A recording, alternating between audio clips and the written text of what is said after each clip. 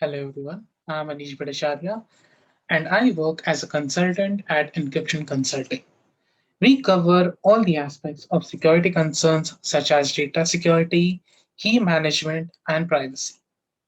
Today, we would be going through the concept of Java Keystore. This video is a part of three-part series where we introduce Java Keystore, discuss the workings and the usage. Then we would try to understand how Java keystores are integrated with HSM. Firstly, what is a Java keystore? Java keystore is one of the many keystores available to us. It provides us a way to store keys in a database on a local computer. The keystore can be locked via a password, and each key can be protected with their own respective passwords. This makes Java Keystore one of the most viable options to store and generate keys securely. These keys stored in Java Keystore can be private keys and public keys attached with in a public certificate and also a secret. These keys can be used for encryption, code signing, PDF signing, etc., and is capable for most cryptographic operations. Now, the key generated on the Java keystore are explosive. The keystore itself can fall under brute force attacks since they are password protected. The keys can also be extracted via memory dump of the PC. Thus, to make keystores more secure, we integrate Java keystores with HSM. Currently, there are two major HSM vendors, namely nCipher HSM and Thales Luna HSM, that we support. We will cover Keystore integration with these vendors in a later video. Now, when a key is created in the Keystore, the keys are module protected.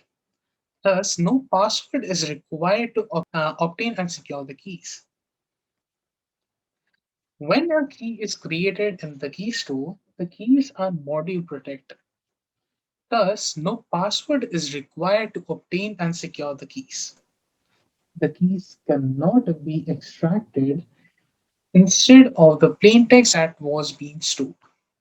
And the key is actually first wrapped using the HSM master key.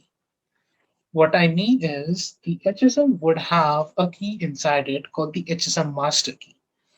And that key would encrypt our key that we have generated on our Java key store. In this way, the Java keystore key that we have created is never stored on plain text, rather, it is encrypted by the HSM itself. The key can then be securely kept on the PC. If, however, the key is compromised, to decrypt the key, they would need the HSM's master key that was used to encrypt this key. In the pictures below, you can see that the handle 4148 contains a certificate which has a public key attached to it. The certificate ensures the authenticity of the public key and the ownership of the public key. The handle 591 contains the private key. This key pair is generated on the Java key store and the keys are stored in the HSM.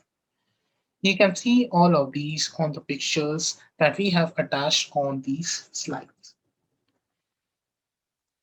Again, this is the first video of the three-part series where we show you how to integrate Java Keystore with nCipher HSM and Luna HSM.